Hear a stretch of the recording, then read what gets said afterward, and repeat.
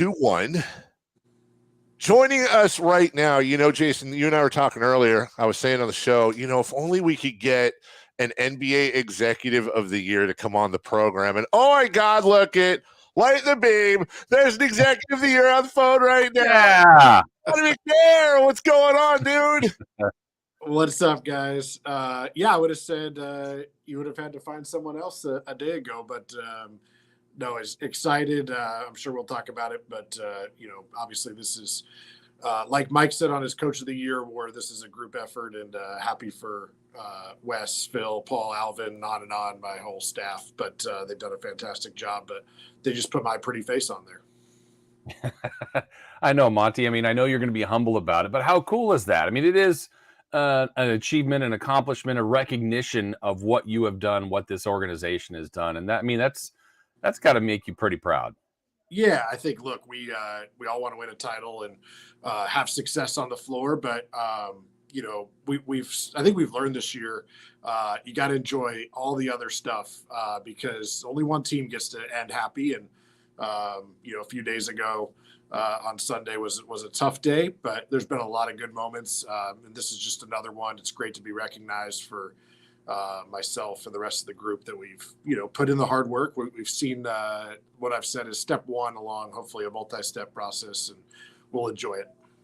So I love that you're a class guy, but I'm not gonna lie, there's a part of me that's hoping you get named Executive of the Year and you just go full heel and go victory lap and be like, yeah, where are you guys at now, huh? Oh, malpractice on the trade. Wow, we'll never make the playoffs. Oh, this guy's washed. Yeah, I walked in, I did the whole thing. Suck it. Like, we're not going to get any of that. Just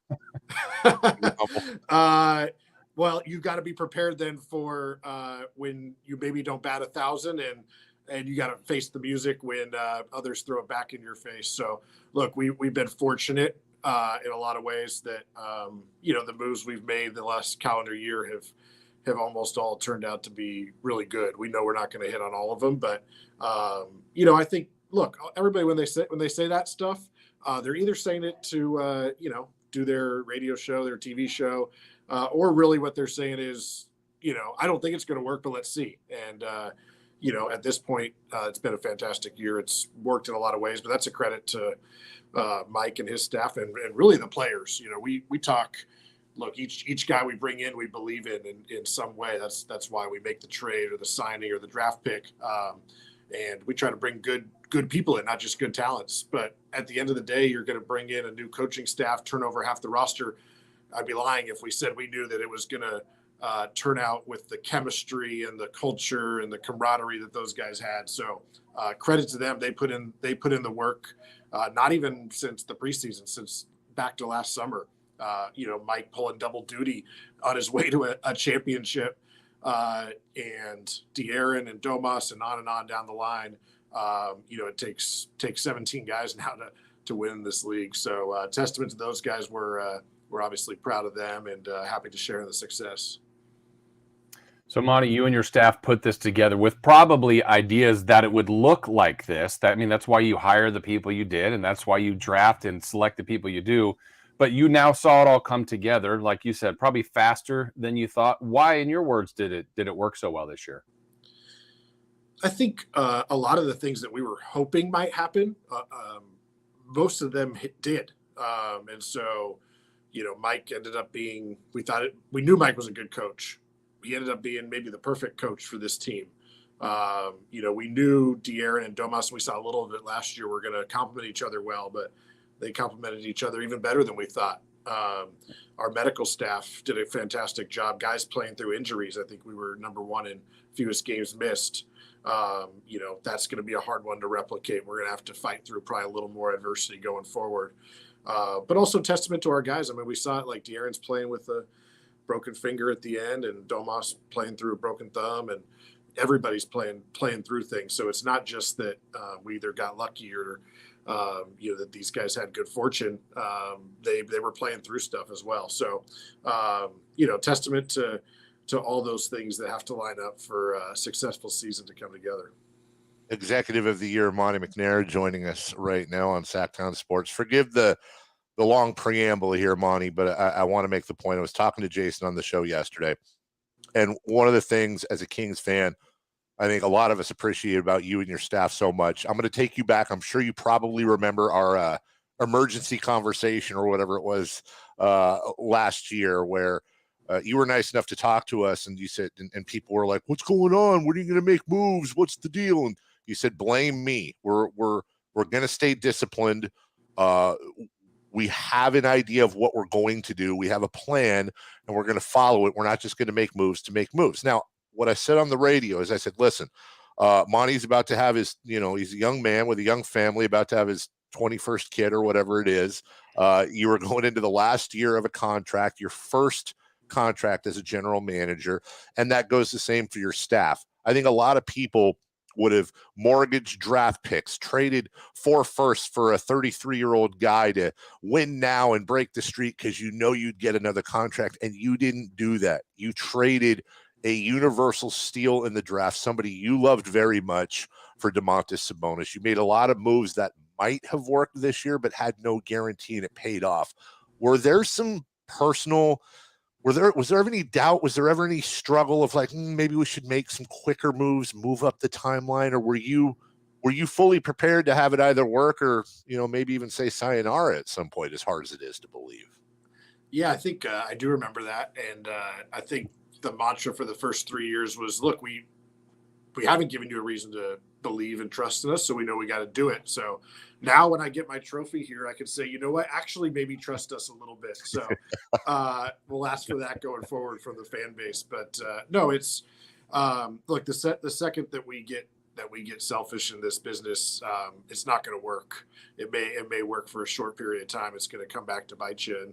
And our group was aligned on that, and we knew we had to push the ball forward some. But we talked a lot about, I think at the time it was, is this win now? Is this, well, win now doesn't mean like win tomorrow. We wanted to win sooner, and we did some moves that pushed that forward a little bit, trading a younger player for an older player, trading a pick for a more established player in Kevin Herter. But we also knew, like, we're going to have to do this for hopefully a long time. And we got to get guys that are going to either continue to grow or continue to produce. And so you get somebody like Domas, who's 25 or 26 when we traded for him, and Kevin Herter, who's 24, I think, when we traded for him. And yeah, that gives you a chance to do it. Did I know we were going to win 48 and win the Pacific Division this year? No. But I thought we had a chance, and maybe we had a chance to make the play-in and get through that way, and build from there. We knew there was a range of outcomes, but certainly extremely happy that this happened. And now it allows us to move on to the next step. And it's going to be even harder from here. Winning in the playoffs, each round gets harder and harder. I personally have never even made it to the finals. Just getting to the conference finals a couple times is very difficult. And, I think we know that we've laid the foundation and that we have a chance, but a chance is not guaranteed. And so we have to capitalize on that. And we have to do, as a coaching staff, as a front office, and as a group of players, to make sure that we take advantage of this opportunity, because it is a great opportunity to build something long lasting. And teams like ours that are, I think our average age was around 25 or 26 for like the minutes that were played. And a team like that can get into the top 4, 5, 6 in the conference has a chance to be really good. It's not guaranteed. We got a lot of work to do, both externally and internally, to make that happen. But just to put ourselves in that opportunity to have that is awesome. Yeah, Monty, I wanted to follow up on that, because that's exactly what Coach Brown said yesterday about the leap the organization made was very large and significant. But the next one, it's a smaller leap, but more difficult, kind of what you just said. So in your role in that, how difficult is that for you to find whatever that is, player, free agency, draft, to get that, to help him, help the staff, help the players make that next jump? Yeah, Jason, and I don't want to, be the guy who's trying to reset expectations. It's just the reality. It is going to be hard to even match this year. The West is tough. There's a lot of teams that are now nipping at our heels. We got a target on our back just to match the 48 wins, right? We mentioned our health.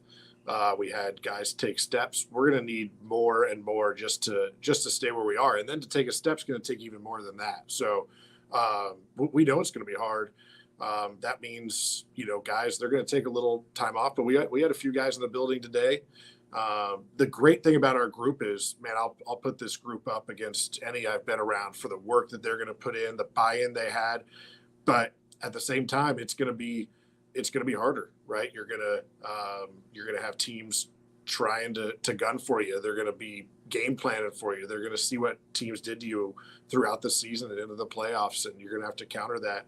And we're going to have guys that are, going to have to continue to take steps up to make up for that. So I think it's a great position to be. It's going to be a great challenge, but make no mistake, it's not going to be easy.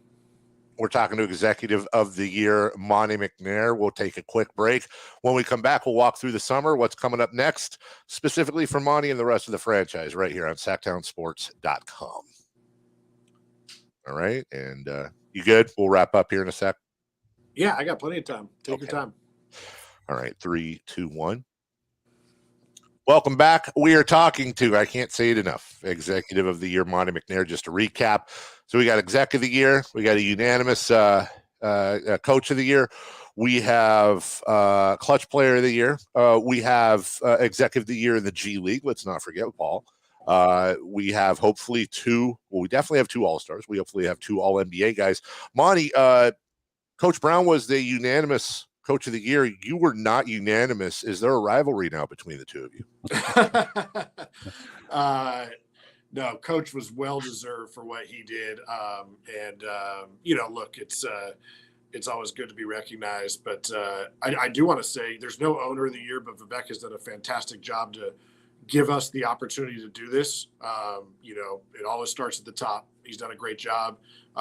Martina and John Reinhardt and our business side, they've done a great job. I mean, Dave, Jason, you guys know this, the community here, the organization has been a ton of great people. I'm just happy that they're finally getting some taste of this success and that people are recognizing what they've all done. But no, Mike's better than me at a lot of things. Whenever they ask me to do some sort of speaking engagement, I'm like, what, Mike's not available? So you don't want the fantastic storyteller with the amazing personality. No, you get me, but he's awesome. And I've said it before, and I think it's true. My job is not to hire the coach that, thinks exactly like me and does, things the way I would do them. It's to hire really a complement and a partner. And I know I have maybe a couple strengths. I have a lot of weaknesses, but Mike is a great complement. He is such a presence, such a culture builder. I've said it time and again, but his ability to get the most out of guys and then they still love him, that's a hard thing to do. For those of us with kids, we know it. It's amazing how he's able to do that and connect with the guys, get the most out of them. And if there was something more than unanimous, he deserved it. I'm very happy for him and his staff.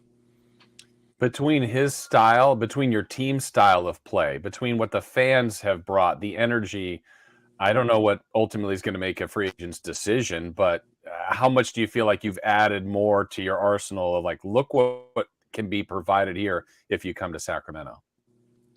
Yeah, I think we've talked a lot about that. It's about the people here, but also, look, we're the sign of a good organization is we're going to start losing people to promotions, and that's going to be from our coaching staff, from our front office. And it could be players at some point and, getting bigger paydays or something like that. So we know we're going to have to fill big shoes when that happens. But,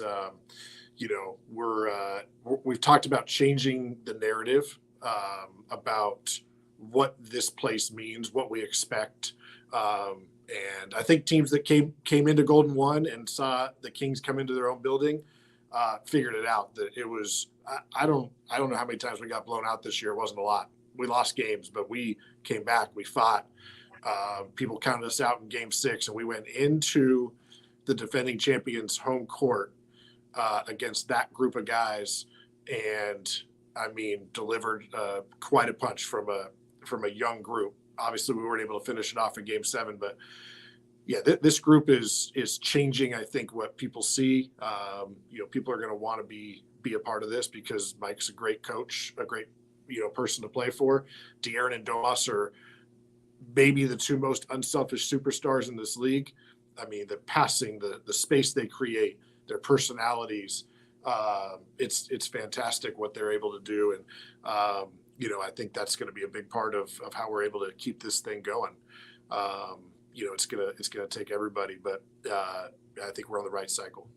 Monte McNair with us. We talked about this on the show a little bit yesterday, kind of the underbelly of free agency and what isn't talked about a lot, whether it's shoe companies being involved, whether it's the little brother syndrome. You're in California, for example. You worked in Houston.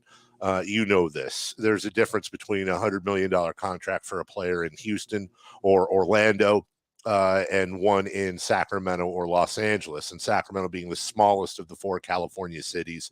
Is it a little bit more of an uphill ride, would you say, just with the built-ins, with the team itself and the geography and the way the cap is set up, taxes and all that stuff, where you have to be a little bit more creative and maybe sell some more of the accoutrements, if you will, of the franchise in the city?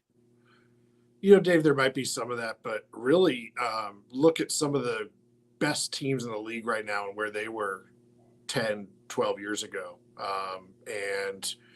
The team that just beat us 10, 11 years ago had a first or second round exit.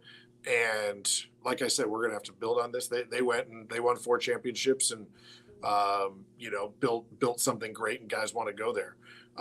For us, and the great thing is, the guys that we're going to want to recruit here, we want guys that want to win. And we certainly had to prove that we could do that. And De'Aaron and his comments from really when he was drafted all the way through until now about what he wants to do for this city, and then training for Domas and his comments about this team and city. Those are the hardest steps. We got those guys now. Keegan Murray comes in and I think he said it was like the perfect spot for him.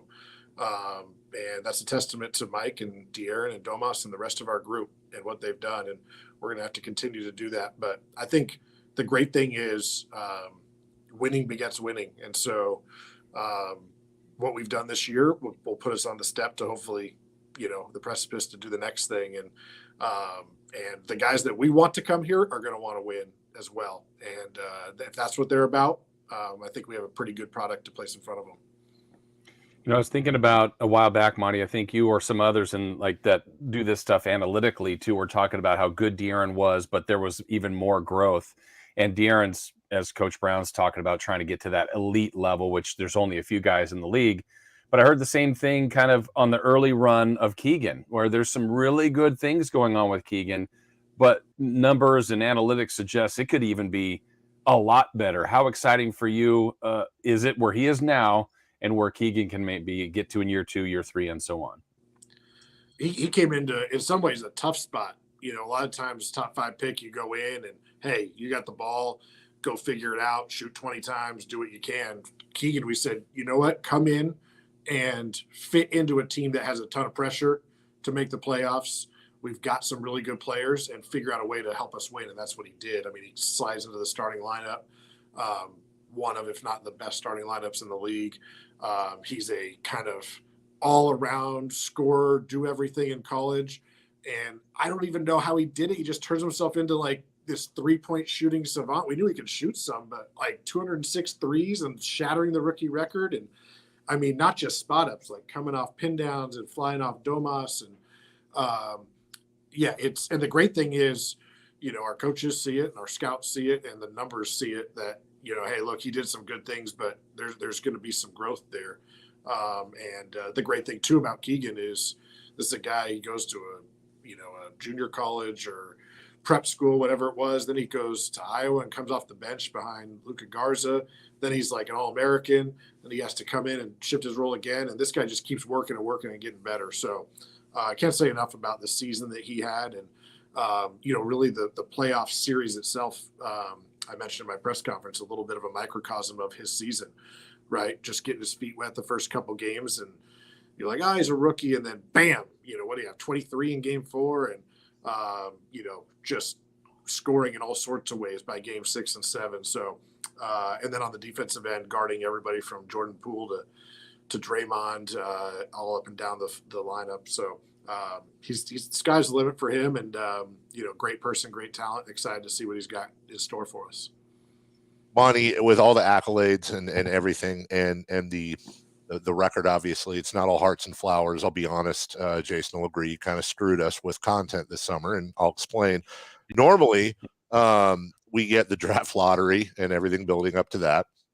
Then we get the draft itself, and we're going to pick somebody that's going to be the savior of the franchise. And then we get summer league, so we can see how that savior performs. And I'm not saying none of that, some of that won't be there lottery wise. And I get it. Trades, free agency, there's other things that you guys could do that would make things very exciting. But in all seriousness, drafting 24 versus drafting 4, 5, 11. I know you're still scouting, but is there a difference pressure-wise? Is there a difference in how you do things with that sort of distance?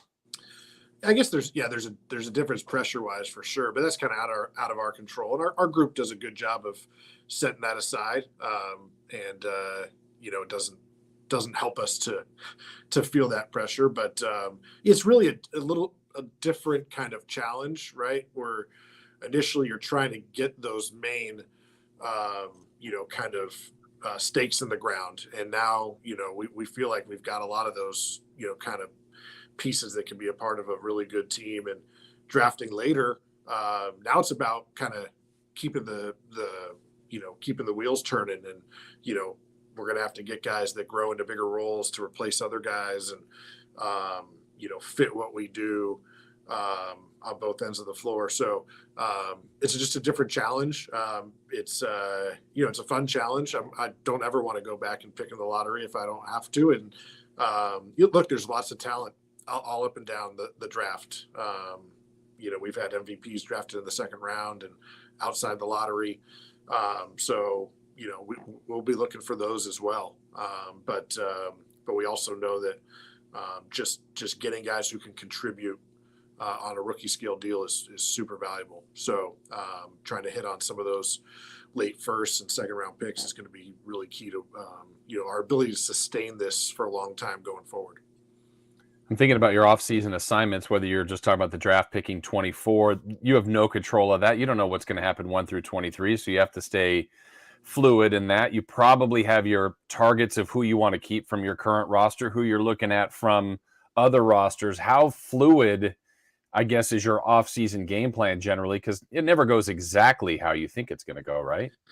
Yeah, I learned early on, I believe it was my first draft in Houston, and there was a faller that we were picking in the 20s and we had written off as going ahead of us. And, we probably weren't fully prepared for that. And so we scout our board. Now, we may not do exactly the same amount on the guy who's projected to be a top 2 or 3 pick as we do somebody who's more likely in our range, but we got to scout all these guys. And the thing is, even if it's not for this draft, that's preparation for future trades, future free agent signings. So our group does a great job, at the very least, laying a foundation for our evaluation of these players. But we try to be, a balance between being thorough, right? So that we can take advantage of different opportunities while at the same time acknowledging that some of those are going to be more likely than others and that we should focus some more of our time there. But I'm certainly not a guy who's like, no, it's these 3 guys. I'm going to go get one of them. I cast a much wider net and, so that you can take advantage of whether that, trade comes cheaper, that signing comes cheaper. It allows you to build out the rest of your team, in a more flexible and, kind of productive way. So, it just makes my staff work a little harder, but they do a fantastic job. God, too bad there's not like a carbon copy of Keegan Murray out there. No comment. I'm leaving that alone. Yeah, so we'll push aside the list we request of all your specific targets that you have both in the draft and in free agency, and kind of end with this. You're going to welcome in the most important new member of the roster here in a few months, and congratulations again to you and your wife who are creating quite the little city in itself. But you had mentioned to me and honestly, Monty, I think this is off the air, so forgive me, but it might have been on the air that, yeah, it was off the air that, like me with my 14-year-old who had never experienced the Kings playoffs, people forget, you, coach, everyone, you're all fans too. And you got to experience that with yours as well. And obviously, everyone's disappointed at the end except the champion. But I imagine from a personal standpoint, as well as obviously a work standpoint, this is a very special year for you and your family.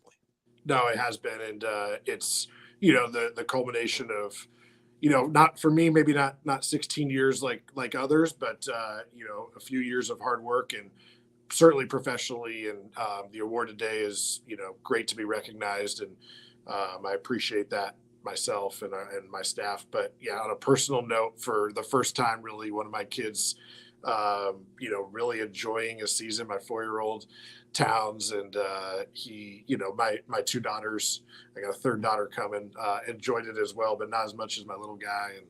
And to be a fan, sit in the stands, and I'm frustrated. I look over, and he's crying, and I'm like, no, but we just got to cheer harder. And he's like, okay. And he was distraught after Game 7. And then just last night, I was putting the girls to bed, and I came back in my room, and he had found my iPad, and he was watching Lakers Warriors game. And I guess this is going to air tomorrow. So that was 2 nights ago. Right. I can do it on radio. But he's watching that, and he's clicking over on the stats and talking about all those guys. And it's really, it's just refreshing to be able to take a step back and, see, that's hopefully how everybody else is experiencing this and enjoying it with their loved ones, their kids, their dads, their families, their friends. And, I think that's been the biggest kind of unexpected benefit of this year. Look, there's a lot of professional stuff, right, that this is our job, but like the outpouring of people, grown people who have been just so excited about each and every, win along the way. Like you said, one team gets to be really, really happy at the end of the year. And while Game 7 was tough, I think we're one of the next teams up that had a fantastic year. And, both professionally and personally, to experience that was a blast. And it doesn't always happen that way. So we're going to enjoy it while it happens, and then on to the next. Jason, should he go Monty or Montgomery on the engraving on the trophy? I don't know, but he should carry it around everywhere he goes. Where are you going to put that thing? Yeah. Yeah, no, I guess I have to choose. Nobody calls me my full name, Montgomery, so I think I'm going to go with Monty. And such an Ivy League name, though, yeah. dude. Montgomery McNair is such an Ivy League name. Oh man, I know it's funny because I don't think I'm very Ivy League, but when people first, my wife, she may kill me for this story. When we were set up on a blind date, is how we met, and she begrudgingly accepted to go on it. Found out I was from Princeton, was not expecting very much, and she probably didn't get very much, to be honest. But she did say that I was at least not, as snooty as she was expecting. But no, it's we're gonna go with Monty. But I'm gonna actually maybe pass it around. Like I said, it's a group award that everybody experiences it some, and hopefully it'll live somewhere, in this building, for a long time, and we can all, just look back fondly on what this season was and what it meant, and all the accolades that our group was able to get. And I really hope we got some more coming. If Domas and De'Aaron, should be all NBA, in my opinion. And I've already said we had the Keegan Murray discussion, but I guess I don't get a vote, but he would have been my vote for Rookie of the Year. What he's done to impact a winning franchise, I believe the only rookie starter in the playoffs, and what I think he could have wanted it if we had given him the ball more, but he just found a way to help us win. And just happy for all those guys that they're getting recognized. De'Aaron in particular has been here through some tough years, and really I think has been De'Aaron. He's been this for a while, and finally getting recognized for it. So happy for him and the rest of the group. Well, I think listen, on behalf of a lot of the fans listening right now, first off, thank you. And to your team, I know it's not just you. I know it's Wes. I know it's a whole group of people. We've seen that, like you and your 30, the group of 30 rolling over to Sauced every once in a while to get out of the cave and get some sustenance. I know it's a group effort, but you made a lot of people very, very happy this year. You've always said you want a sustained playoff run, and it certainly seems like this team is geared up for that and set up for that. So thank you, congratulations, and we're already counting down the days until training camp opens. It's a few less days this time, which is great, and looking forward to a big summer and then on to next year. Thanks for having me, guys. That's Monte McNair. We are way late for a break. We'll take one right now. We are right back on SactownSports.com.